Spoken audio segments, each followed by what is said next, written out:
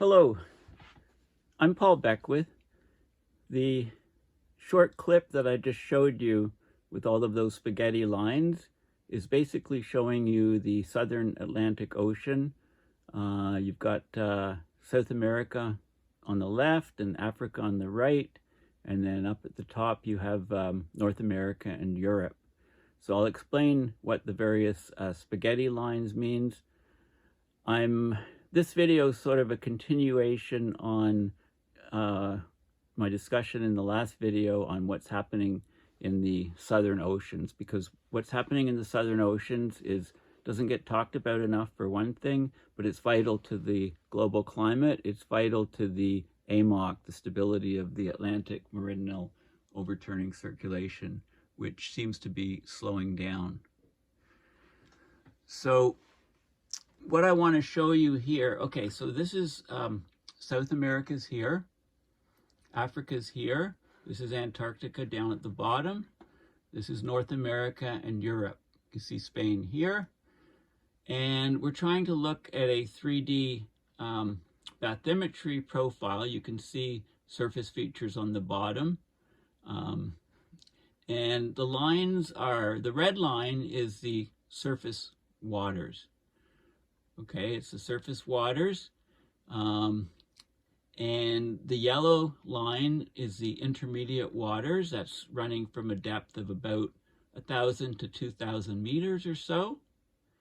The blue is the deep water. That's running from 2,000 to 4,000 meters. And the purple is the abyssal water. Abyssal, the abyss, not abysmal water. It's it's from 4,000 to 6,000 meters deep. So you can see this kind of spaghetti image, and it's a bit easier to explain from a top-down image looking at a 2D image. So I'll do that. So this image is basically in this paper here called, which was just published. It was published, I don't know, a week or so ago. I think, doesn't say up here, but yeah, about a week or so ago. So it's called Energetic Overturning Flows, Dynamic Inter-Ocean Exchanges, and Ocean Warming Observed in the South Atlantic. So I've talked a lot about the climate system, you know, how we're getting the unequal warming. Of course, the equator is very, very warm. The poles are very cold, so heat tries to move from the equator to the poles. It does so in the atmosphere. About 2/3 of the heat's carried in the atmosphere. That sets up the jet streams and the weather patterns that we see. And then about 1/3 of the heat is transported via the ocean currents, which is what I'm focusing on here. And of course, the AMOC, the Atlantic Meridional Overturning Circulation in the North Atlantic, has got tremendous amounts of coverage. It's slowing down. It'll have huge impact on our weather patterns. If it redistributes, in other words, if it stops, or if it loses the northernmost branch and then reestablishes just in the southern branch. So all of these factors are important in the climate system, but often ignored or not discussed enough or excluded is what's happening in the southern hemisphere. So this paper is all about the South Atlantic, what's happening there. But before I get into the details of this paper, I want to show you some things first. Okay, so again, this is a 3D image of the current flows. Now, this is overly complex. The simple one that people mostly know about is, if you just go to Google Images and search for AMOC, you get this thermal haline circulation, and I'll just expand that. So basically what we have here is, think of the Gulf Stream. So this is the surface water, surface currents is red. It comes up off the east coast, past Florida, off the east coast of the US. It crosses the Atlantic, bringing heat over to Europe. And then what happens is, as it's moving north, of course, the water's cooling. It breaks into two branches. This is a more southerly branch, and this is the upper branch. So if the AMOC shuts down, we'd probably see a loss of this upward branch and it would reestablish here. That would be the most likely scenario, and it is slowing down. And that would, of course, this brings a lot of heat over to Europe. There's a period here where, so the water is cooling and and then it starts to sink down into and becomes the deep water. Okay, so this is where deep water formation happens here. The red going to blue, deep water formation here. That also happens in the southern hemisphere. Okay, so the deep water then comes back this way, and you get the you get the circumpolar current around Antarctica here, and then some of it branches off and it upwells here. And this is the warm water currents on the surface extending up here, completing the whole loop. Also, some of the warm water branches here and goes circumpolar, comes back out here. There's some deep water formation here, and also the current comes up here. So it completes the cycle. So this is the simpler version. And we talk about the AMOC mostly about what's happening here. Will this branch slow down and actually disappear? And that will have huge climate ramifications, of course. But I'm going to talk about this, I'm going to focus on this region in the South Atlantic. And so the detailed version, of course, is what I just showed you here. It's got much more details in. But before I get to that, I want to talk about a few different things. So just Google the abyssal, intermediate, and deep water and surface water, all these different waters. You get various images and it defines the divisions and so on. So we can talk about the abyssal plain. So this is the continental shelves extending to about 200 meters, continental slope. This is the continental rise here. This is about 2,000 to 3,000 meters. So the abyssal plain, 4,000 to 6,000 meters. Okay, so this is the sort of depth of the abyssal water that I was talking about. And there's lots of good details here. It talks about the different aquatic layers and the definitions, the oceanic zones, where the life is, what's in these zones, et cetera, et cetera. So, here's the deepest water, the Challenger Deep, the Mariana Trench, deepest spot on the ocean, hydrothermal vents. Okay, so it's excellent, well worth a read. This is another image of this. People try to have different images to explain the spaghetti currents. This is Antarctica is centralized here, and you can see the different terms. You may have heard of NADW, North Atlantic Deep Water, Antarctica Bottom Water, and there's all of these other different things. So basically these currents are all, we talk about different oceans, Pacific, Atlantic, Arctic, etc., but they're all joined, of course, and there's currents running between them, and it's very, the upwelling brings up nutrients to the surface, very important for phytoplankton. The downwelling brings carbon down and brings oxygen down, which is very important for the life on the bottom, the benthic life, etc. Okay, so this is another way of looking at it. And here is another image of, this is Antarctica here. So we have the Antarctic Circumpolar Current, which is on the surface. Okay, now some of this surface water, it sinks to intermediate depths here and here.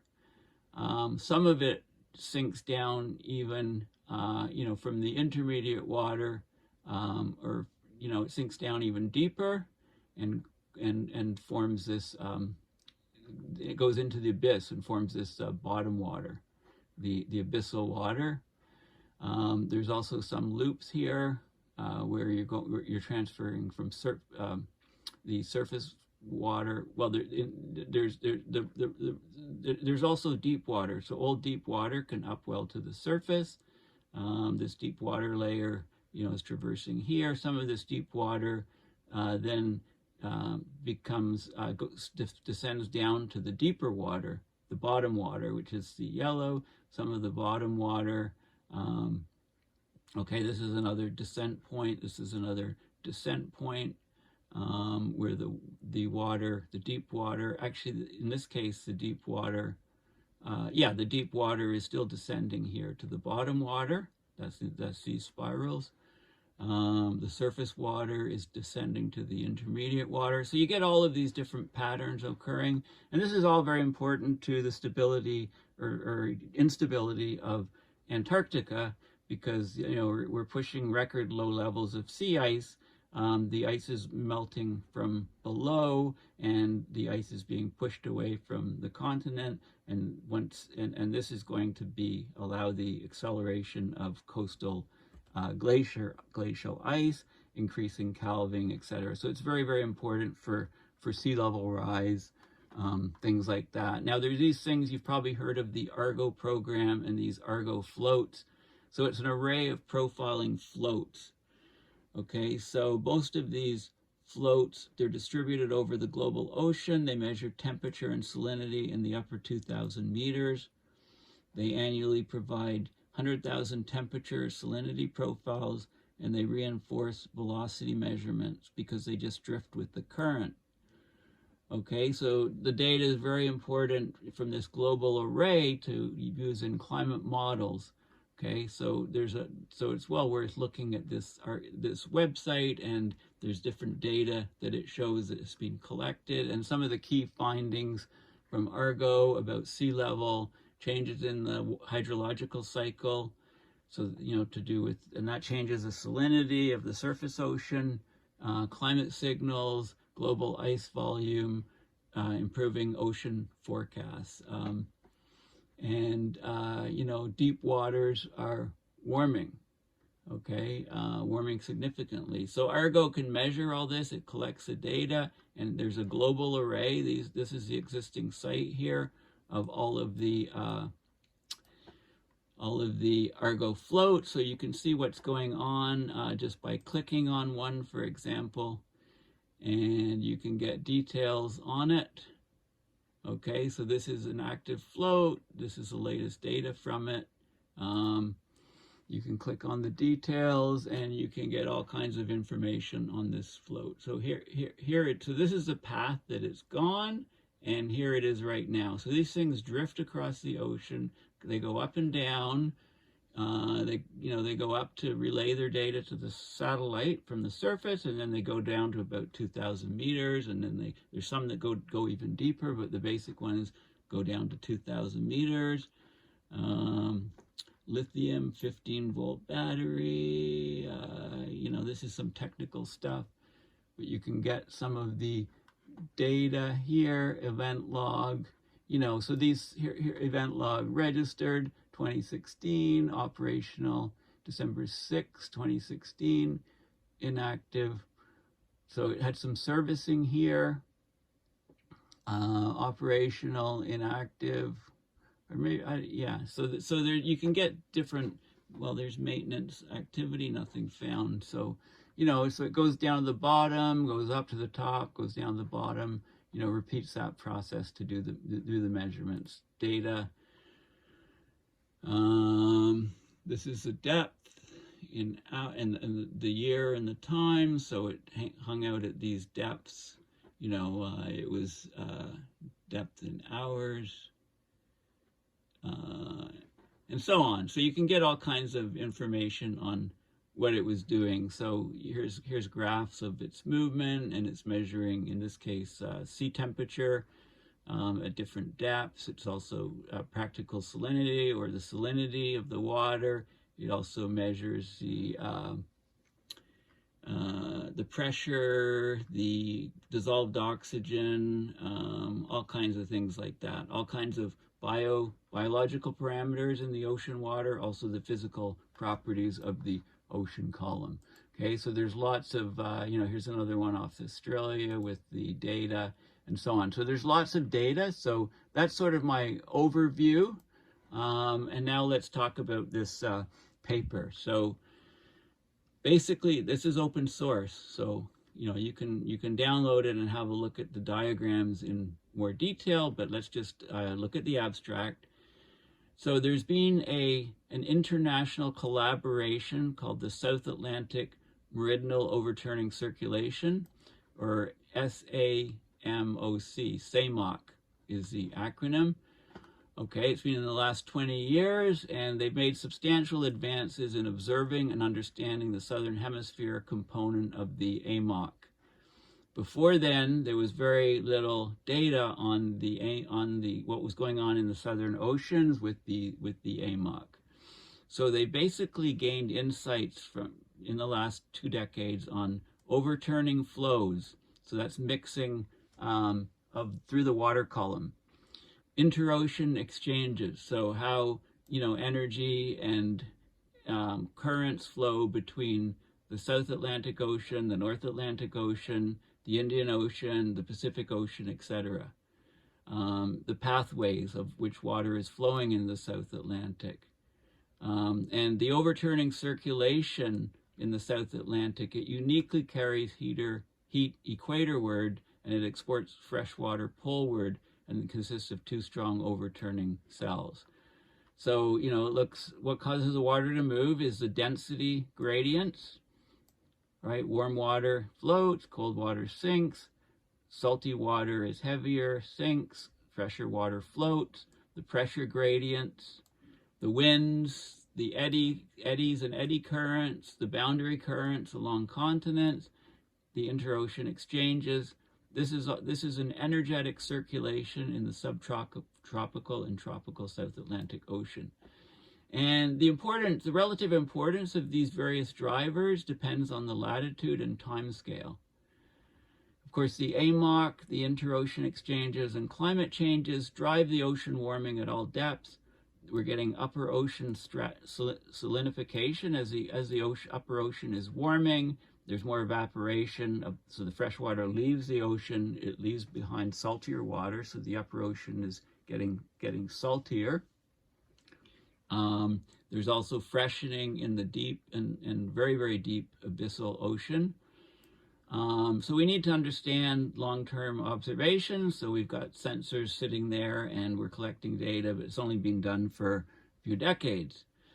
Of course, the whole climate system is like a heat engine, if you like, right? Solar radiation heats up mostly the tropics around the equator, right? The poles are colder.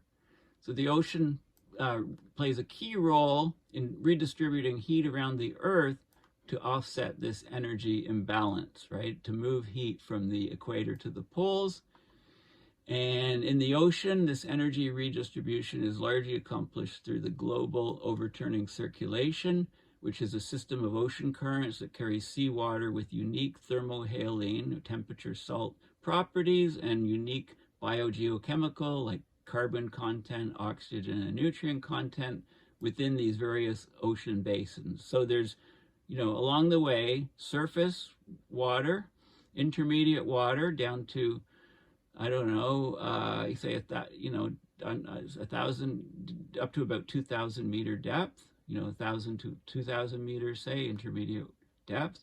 Deep water, 2,000 to 4,000 meters, and abyssal water, 4,000 to 6,000 meters. These water masses are created, mixed, blended, and transformed. They follow complex and irregular 3-dimensional pathways, like the spaghetti paths that I showed you at the beginning of the video. And these paths can vary over seasonal to millennial timescales. Okay, so a distinctive component of the global overturning system is the upper Atlantic meridional overturning circulation cell that transports warm and salty waters from the subtropical South Atlantic across the equator towards high latitudes in the North Atlantic, where they then sink and flow equatorward as cold, deep water. Okay, so let's have a look at the schematic. So this is like a 2D schematic. So we'll try to I'll just try to explain what's going on here. So we know there's Florida. We know about the Gulf Stream coming up here. So this is water coming through the Caribbean, looping around in the Gulf of Mexico, the Gulf Stream coming up, and the water crosses the ocean here to join it as well, to reinforce the flow, and then the flow comes up here, and there's loops. There's a small loop here, and there's a cross ocean loop here. This is all surface water, right? Is surface water. Okay, then it comes up here to the further to the north, where it branches into two loops in the North Atlantic. This is off. This is Newfoundland here, Labrador here. So about that latitude, across to or over to Europe, you can see the latitude. And there's one loop that comes up here, turns south of Greenland, and then it descends to intermediate water, and then down to the bottom water, the deep water. Okay, which then starts retracing sort of the path that it came north, but at much deeper depth. And here's deep western boundary current, it's called, off just outside the continental shelves of North America, and then it comes back down here. There's another path here. The branch goes much further north, up across to north of Europe, and then it starts descending here, because as it's moving north, it's cooling, right? And if there's ice formation, it's mostly fresh water that's forming the ice, so the water's saltier and cold, sinks down and forms a deep water branch here, which comes back and joins the other deep water branch, and also loops back here and comes back, joins the deep water branch, but it also has some loops here, depending on the bottom geometry, right? It has some loops here, does a loop-de-loop here, okay? And that's the northern sort of branch. Now, in the southern branch, this is kind of, you've got these trade winds on the surface, which is pushing water across, and it forms the loop of the surface water and comes up here. Some of it loops across to Africa. Some of it forms these vortices, and it basically is the origin of the surface water that comes up in the Caribbean and follows the path into the Gulf of Mexico, etc., that I talked about.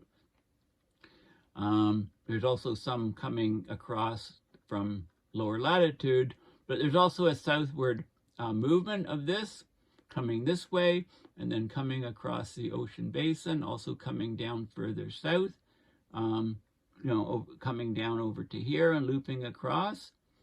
And there's also water on the surface, the Antarctic Circumpolar Current on the surface, which comes up here, and part of it, some of it comes up here and loops.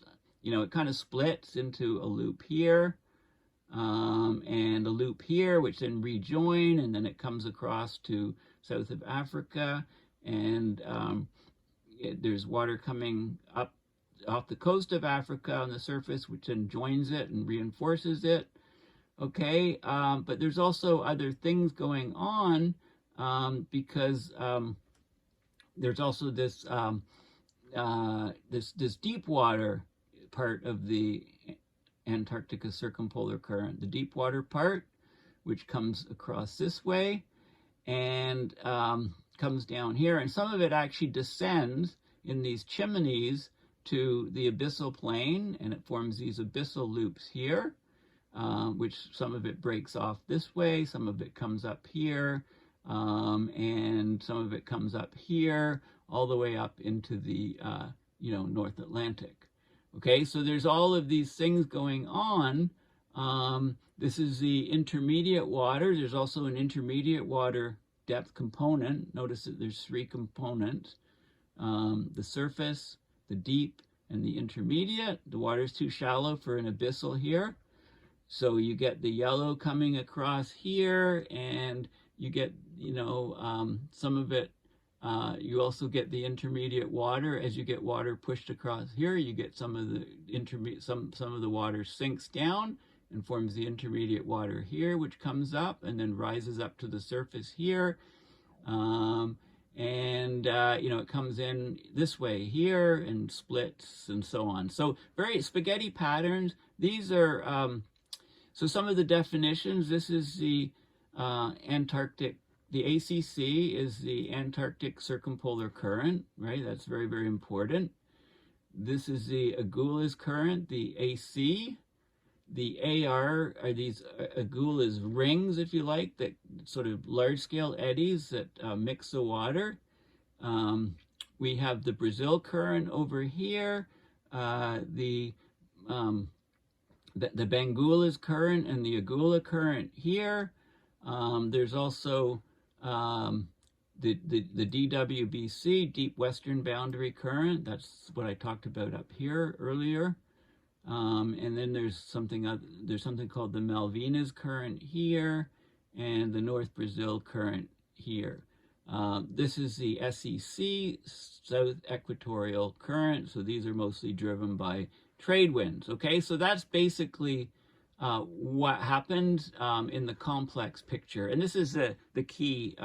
This is a key figure in the paper. That's why I'm spending so much time on it. And just to remind you, you know, here you can have a look at this. So this might mean a bit more now to you here. You know, it's a 3D version of it. And, you know, so basically, you know, you can just look at so the surface water is the red, the intermediate water is the yellow here, the deep water is the blues, and the abyssal water is the purple. And you can try to sort of figure out how things are connected. Okay, so let's go back to the paper here. So we've talked about that diagram. And so the measurement, what's been greatly improved in the last few decades is the way things are measured. So the ocean currents are measured in sverdrups. And one sverdrup is 10 to the 6 cubic meters per second. All the rivers in the world have a flow of about 1 sverdrop. So we're talking about a massive amount of flow. And there's various things that are driving the current. So wind-driven effects causing Ekman currents. There's baroclinic effects, baroclinic flows, and that's when there's the water has different buoyancies depending on the temperature and salt, and that causes a movement in the vertical direction. There's barotrophic, and that's the pressure difference driven. So there's all of these different components, and the sum of them is what drives the water. Some of the measurements that are done are these so-called expendable bathymetric bathythermograph transects. So that's data. That's a type of way to collect the data. There's CTD, which is conductivity, temperature, depth measurement, and the conductivity tells you how much salt there is in the water. And there's acoustic Doppler current profilers. So it uses the Doppler effect. It sends out a pulse, and by measuring the frequency components coming back, whether they're upshifted or downshifted, it tells you which way the current is moving relative to you, away. So it's like the train whistle. You know, somebody blows a whistle on a train, and as it's coming towards you, it's higher frequency. As it's going away from you, it's lower frequency. Okay, this is basically the Doppler effect. So there's all of these transects here. So the lines here are different transects where data is measured across this line. I think that's 26.5 degrees north. Data is measured across this line, which is important for the currents coming up. There's a line, a transect here of measurement, and another one of here, and there's a transect here to measure the current flow through this way, and through the Drake Strait, there's profilers and things.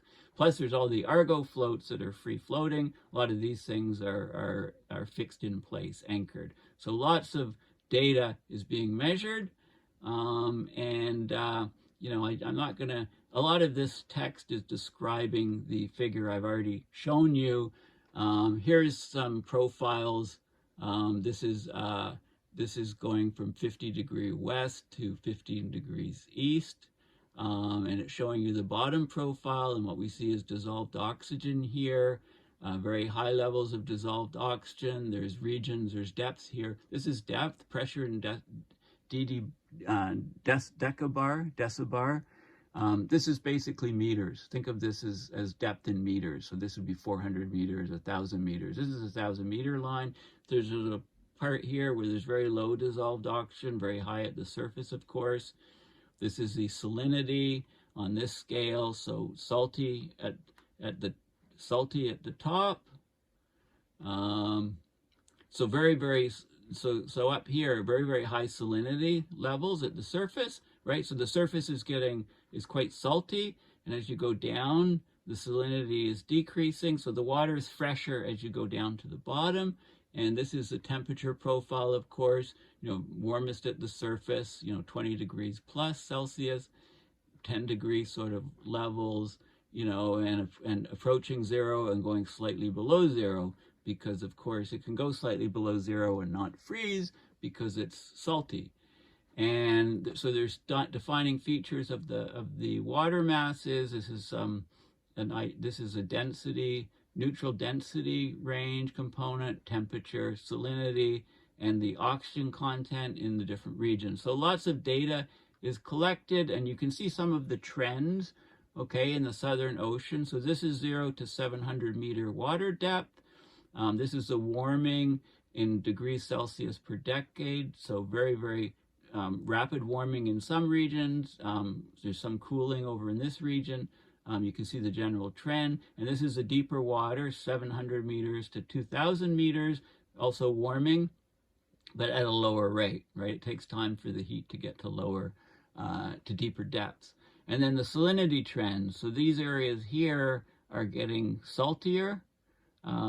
This is practical salinity units, these areas per decade. These areas here are getting saltier, but as you go deeper down, they're actually getting fresher.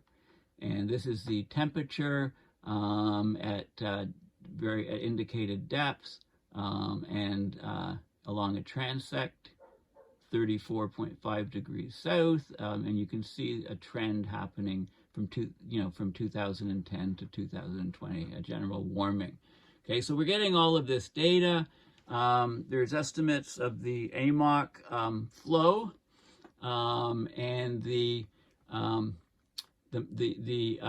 meridional heat transport, MHT, in petawatts. There's been data collected over the years, 83, 2009. It gives you the time ranges of the data. And you can see we're talking about, 16.5 spheredrops, 21.5 spheredrops. There's a range here from different papers and so on at different locations. But remember, all the rivers of the world is about one. So we're talking about huge flows carrying huge amounts of heat. And the meridional heat transport is heat transport in the north-south direction. In the meridional direction, you can see the levels here, and this is how the data is collected. So Argo floats here, various types of data collection. And then there's some data on, the AMOC over time and so on. And let's just go down to the bottom. There's loads of details in here, but I can't get into everything. The Antarctica Circumpolar Current, volume transport through the Drake Passage. So this is transport in spheredrops. You can see these huge numbers, it varies typically between 140 to 170 spheredrops through the Drake Passage. Anyway, let's go down. So all of this data is very important to put into climate models. So let's talk about the summary here and future perspectives. So the Southern Ocean circulation and the Southern Ocean's ability is it's vital for the climate system. It's got long-term storage and transport of heat, fresh water, and carbon.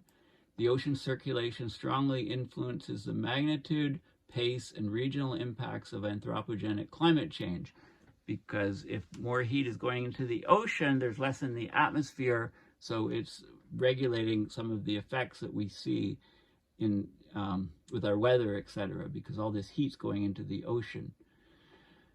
These processes are of particular importance in the South Atlantic Ocean as they influence and are influenced by AMOC variability, the development of the key water masses at the different depths, and the inter-ocean exchanges from one ocean to the other, say from the Atlantic to the Indian Ocean or the Atlantic to the Pacific Ocean. So this is a review paper that's a comprehensive overview of recent advances in understanding the AMOC variability in the South Atlantic, enabled by the tremendous growth of the observing system, the SAMOC observing system, since its inception in 2007. So it's actually even less than 2 decades. It's just over the last 15, 16 years.